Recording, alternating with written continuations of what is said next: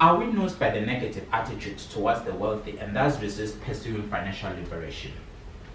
A speech by Banele Nkambule. Growing up in a financially challenged home and community, you do not get exposed to wealthy people and a general understanding of wealth. Your attitudes and concepts about wealth are formulated from your interactions with members of the community, your friends at school, and the local community that my parents took me to. My first understanding of wealth is that it's a bad thing. It is somehow associated with evil. Some members of church even misquoted the biblical verse of 1 Timothy 6 verse 10 that says, "For the love of money is the root of all evil." And they instead said, "Money is the root of all evil." That really gave me a scare. I want to grow up to be a good man.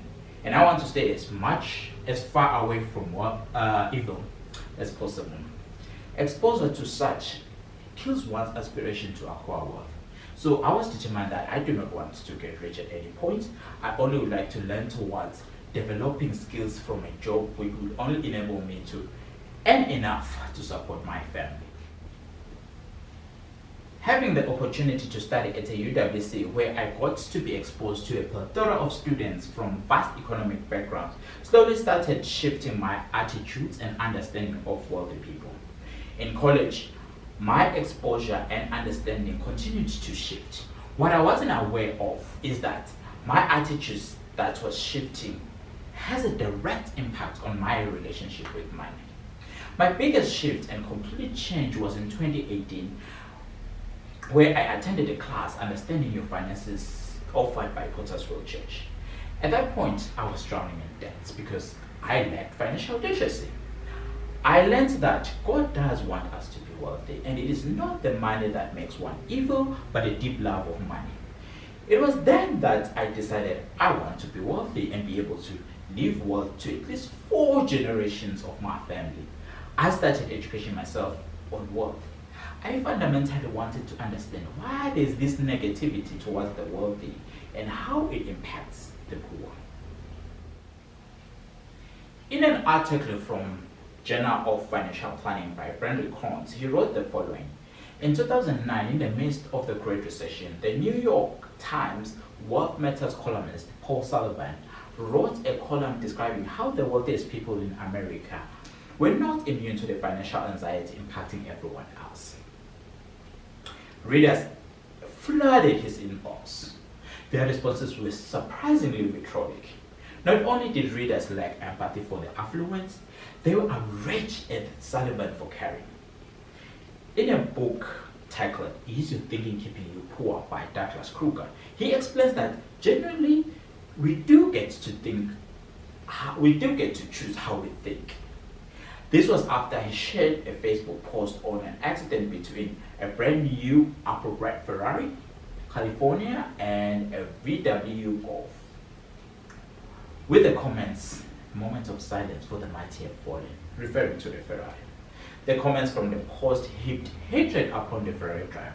One even went further to saying that it saves a Ferrari driver right for driving drunk and deigning to own a sports car in South Africa's roads, which were not meant for such cars. These 2 incidents shows that there is a common distaste for the wealthy. But why is that? A study by Bradley T. Crones shows that there are 3 reasons for this phenomenon. These are 1, money ambivalence and cognitive dissonance; 2, the psychology of envy; 3, the theory of relative deprivation. Let us look at 1, money ambivalence and cognitive dissonance. Through a research that was done by Sonia Briggs and Bradley T. Crones in 2012, which was published in the journal How Clients' Manuscripts Predicts Financial Behaviors, showed that individuals who endorse anti-wealth beliefs, such as rich people are greedy and money corrupts, are also significantly more likely to hold money worship scripts such as "you can never have enough money" and "money will make you happier." These beliefs appear to stand in stark contrast to one another. How can one hate the rich people and at the same time wants to be rich? Simultaneously loving and hating a person, a place, or thing is defined as ambivalence. We refer to having contradictory beliefs around money as money ambivalence. Being pulled in two different directions can create intense psychological discomfort. To ease this discomfort, we are inclined to pick the more convenient side of the argument and then reinforce our beliefs in favor and discount evidence to the contrary. Our mental attempts to ease our discomfort are described as cognitive dissonance. It is easier to change one's beliefs than to change one's financial status. So to alleviate our psychological discomfort, we champion negative beliefs about the wealthy. From the research, we learn that if wealthy people are of a less desirable character, it is easier to feel good about not being one of them. We then go on to a complementary biased search for information supporting our beliefs and ignore or discount information to the contrary, ultimately taking a position that disparages those who have more than us can allow us to feel good about ourselves. I have personally used this as my scapegoat. Why isn't my financial status improving? I do not want to be associated with the evil rich people. I want to live a decent, happy life. Even though I am not at the moment able to build that comfortable home for my mother, remove financial worry for my family, live a debt-free life. It is not easy to work towards pursuing financial liberation, so I choose to hate while loving the idea of one day being wealthy. Now let us look at the psychology of envy.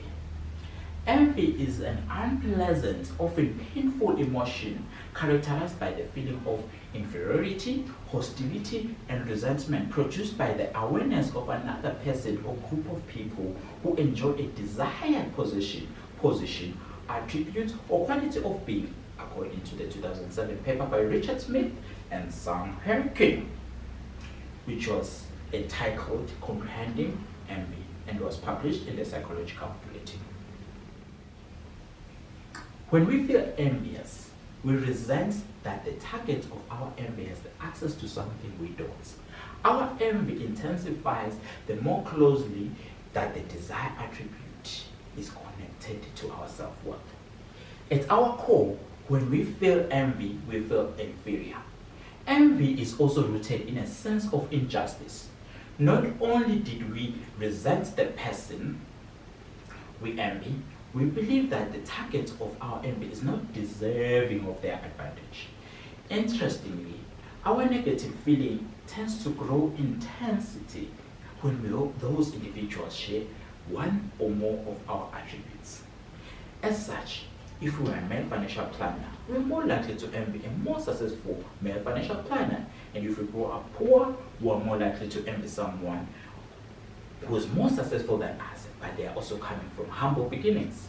The closer the person is to our self-image, the more closely we link what they have to our self-esteem, the worse we feel about ourselves, and the more we despise them. Now let us look at the theory of relative deprivation. A 2007 research paper, Income Satisfactory and Relative Deprivation, an Empirical Link, by Conchita D'Ambrosio and Joachim Frick, published in the Social Indicators Research, it found that our sense of well-being is more dependent on our sense of relative deprivation than our actual income level. The theory of relative deprivation helps explain why people in much poorer and sometimes war-torn countries report significantly more happiness than the average American. It turns out that we do not evaluate our life satisfaction based on objective reality. In fact, our life satisfaction is a subjective evaluation based on how we compare ourselves to those around us. This has always been the case. However, a few decades ago, many of us have little exposure to what people had or didn't have outside the microcosm of our family, friends, and neighbors. In addition, there was less of a disparity between the haves and the have-nots. At most, catalogs only showed us things we didn't have but might want to have. Research has shown that when feelings of relative deprivation are intensified by the exposure to people with higher levels of wealth, hostility, anger, and even violence towards this individual increases. This is also shown by a 2000 paper, The Relative Deprivation Gratification Continuum and Attitudes of South Africans Towards Immigrants, which was a test of the V-cave hypothesis and published in the Journal of Personality and Social Psychology. These psychological constructs help explain the negative feelings that they experience towards wealthier individuals. As mentioned in the paper by D'Ambrosio and Zorkim, a negative view towards the wealthy can be harmful to the host. The stronger the bias, the more difficult it will be for their clients to increase their income, grow their wealth, and maintain their financial health. So, what have we learned from all of this? It is very critical to understand how the negative attitude is inhibiting taking action. The belief that the wealthy has taken all the wealth and most of what they have taken is what should have been mine is quite detrimental to my family, my community, my country, as well as my continent. It shifts the focus from what is important and the good work that wealthy people do, as well as the potential of positive change I can do when I acquire wealth. It has been stopping me from doing the best that I can to acquire wealth. This in turn is limiting to what I can do for my family, my church, my community, my country, as well as my continent. This has to stop. I'm going to be wealthy and have my children and their children and their children's children be born in wealth. I'm going to empower more of my brothers and sisters to unleash their full potential. I'm going to remove this noose and focus towards the negative attitude towards the wealthy and focus on how I can acquire wealth. The minute I change the I don't want to how can I has been a liberating moment in my life. Thank you.